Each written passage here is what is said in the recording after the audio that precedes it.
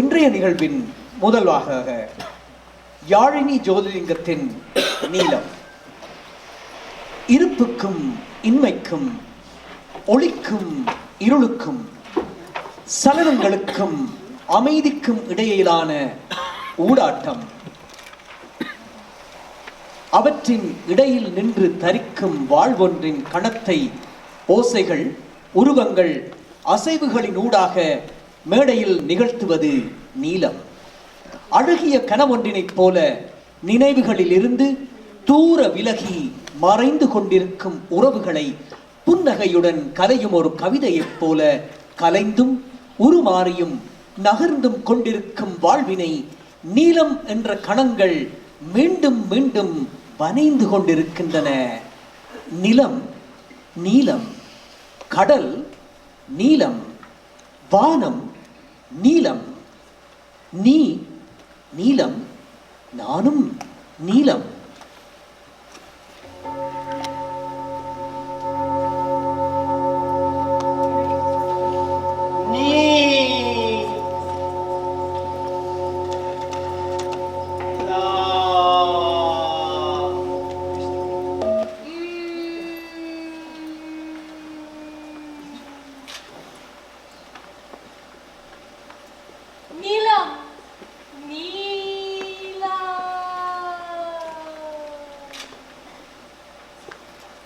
கடல் நீலம், வானம் நீலம்.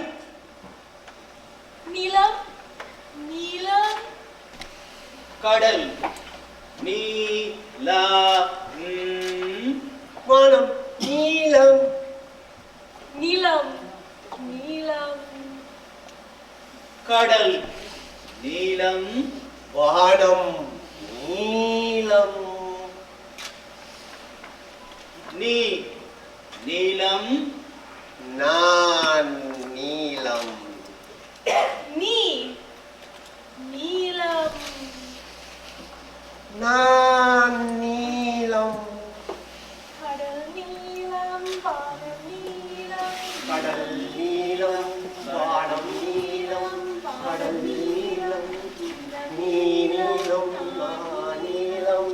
கடல் நீலம், கடல் நீலம், வானம் நீலம். நான் நீலம்.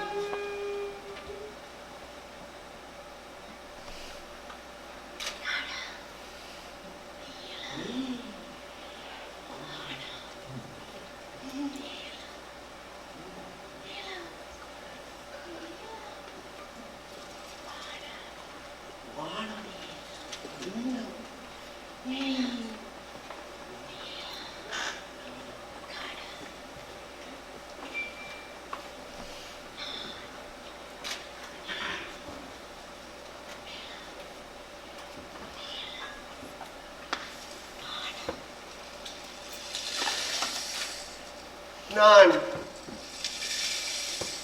நிலவரிக்கும் பனீர ஒன்றை பற்றி பேசிக் கொண்டிருந்தேன். பொழியும் பனியின் மென்மையிலே மனம் சிலிர்த்து உலகின் அழகு நிறைந்த தருணங்களை எல்லாம் உனக்கு சொல்லிக் கொண்டிருந்தேன். பனி நிறைந்த வானம் நில ஒளியை மறைத்து விடும் என முழு நில ஒளியின் நெறித்துவல்கள் தான் உன் மீதும் என் மீதும் பனியாய் பொழிந்து கொண்டிருக்கின்றன. You started talking about uncountable numbers. இலக்கங்கள் ஆமைகள் என ஒன்றின் மேல் ஒன்றாய் பெருமதிலாய் பெருவெளியாய் வளர்ந்து கொண்டே செல்ல அதன் மேல் ஏறி நின்று கொண்டே கணக்கிட முடியா கணித சூத்திரங்களை நீ ஆமைகளின் மொழியில் விளக்கத் தொடங்கினாய். I said your turtles look like my lotuses as I started narrating stories about my lotus pond. ஆமைகளை கடந்து நீ தீசியஸின் கப்பல் பற்றிய உரையாடலுக்கு தாவி விட்டிருந்தாய். I remembered that book. What do you think about it? I asked you.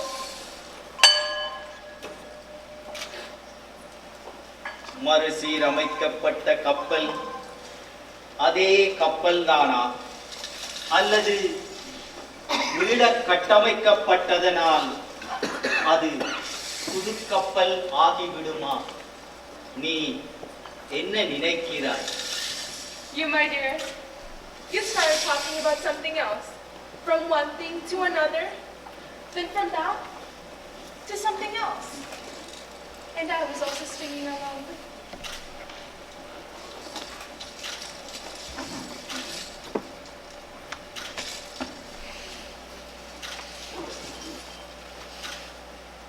களைத்து சோர்ந்து நின்று தடுத்து மூச்சு வாங்கி திரும்பிய கணம் அருகில் நீ இல்லை. என் சுமை உனக்கு ஒரு பொருட்டல்ல. நீ போகட்டும், போய்விடட்டும் என்று வழி அனுப்பி காத்திருந்தேன். நீ மிக அழகான ஆனால் மிக குறுகிய கனவொன்றாய் தூரத்தில் கரைந்து கொண்டிருக்கிறார்.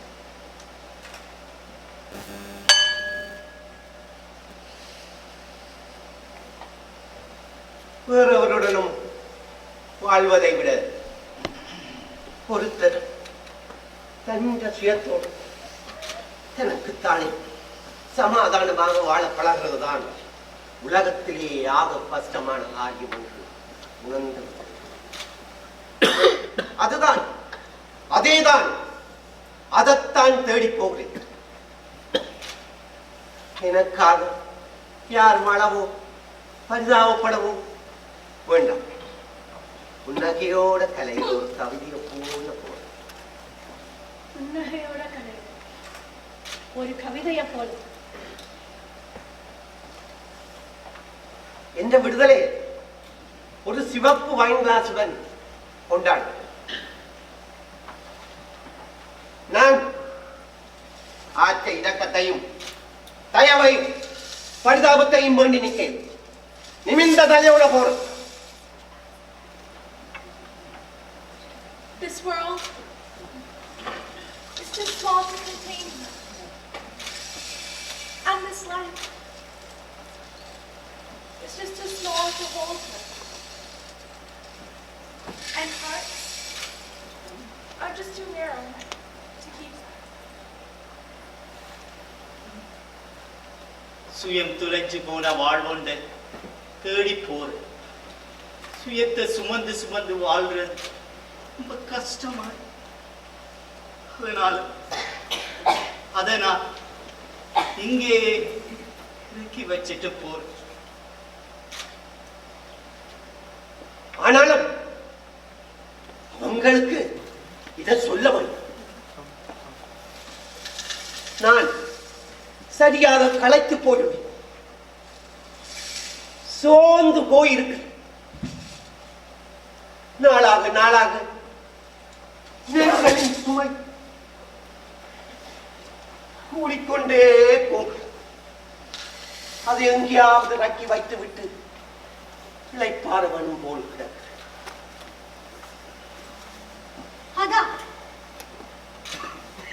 அதனாலதான் நான் போறேன். நான் போக வேண்டிய பயணம் ரொம்ப தூரம் என்பதாலையும் என்னால இந்த சுமையை தூக்கி கொண்டு அலைய முடியாது என்பதாலையும் இங்கே இறக்கி வச்சு நான் போன பிறகு அதை கிளறி கொண்டிருக்க வேண்டாம்.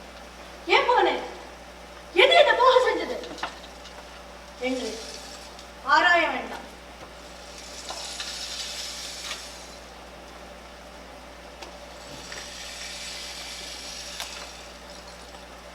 That's my burden, Amma. I have to carry myself. But you don't have to carry it. Because I already know you have so many burdens to carry yourself. What can I do? I'm not as strong as you, Amma. And so now, please send me off. And I'm just very sorry that I didn't come back one last time to say goodbye. But just remember that I did leave with a smile.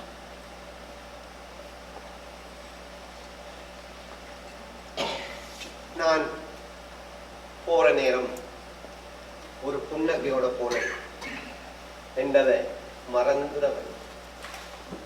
ஒரு புன்னகையோட போர். ஒரு புன்னகையோட போ.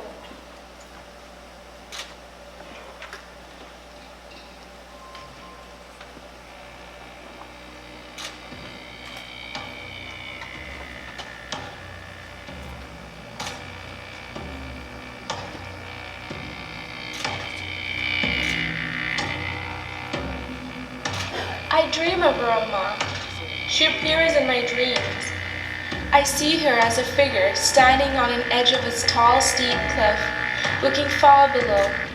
Do you remember when I was small and we visited so many mountainscapes? புல்வெளிகளை ஊடறுத்து பனி படர்ந்த காடுகளில் ஒற்றையடி பாதைகளில் ஏதோ ஒரு நீர்வீழ்ச்சியில் நீர் பொங்கி பாயும் சத்தம் அருகில் கேட்க உங்கள் கைவிரல்களில் தொங்கியபடி கூட நடந்திருப்பேன். உச்சியில் நின்று கீழே அதல பாதாளத்தில் மலைச்சரிவில் தெரியும் ஊர்களை காட்டி பெயர் சொல்லி அறிமுகப்படுத்துவீர்கள். I dream that scene over and over again. அவளுக்கு பறக்க வேண்டும் போல இருக்கிறது.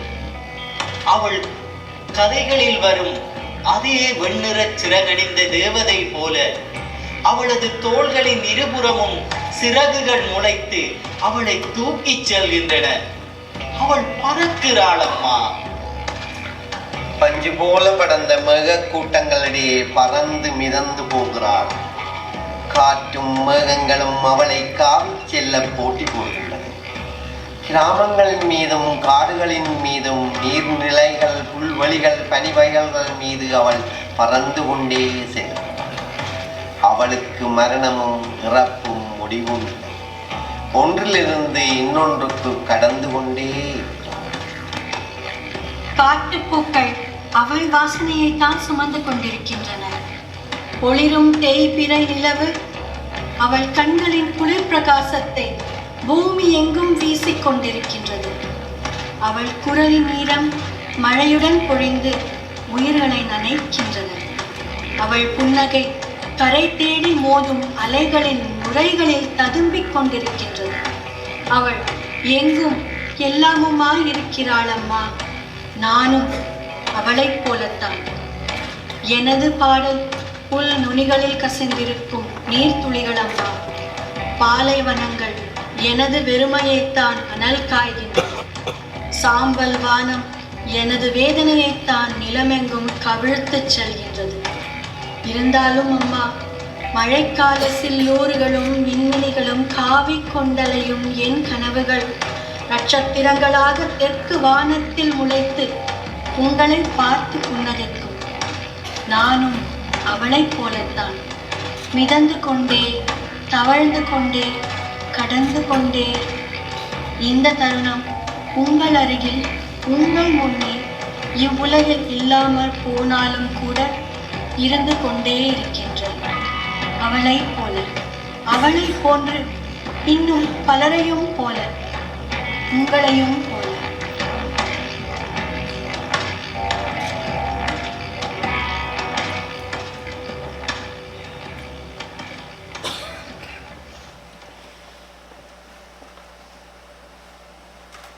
நடைபெற்றது நீலம்.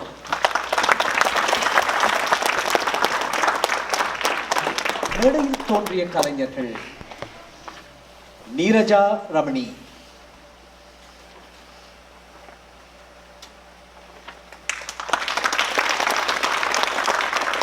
சீவரட்னம் சின்னையா,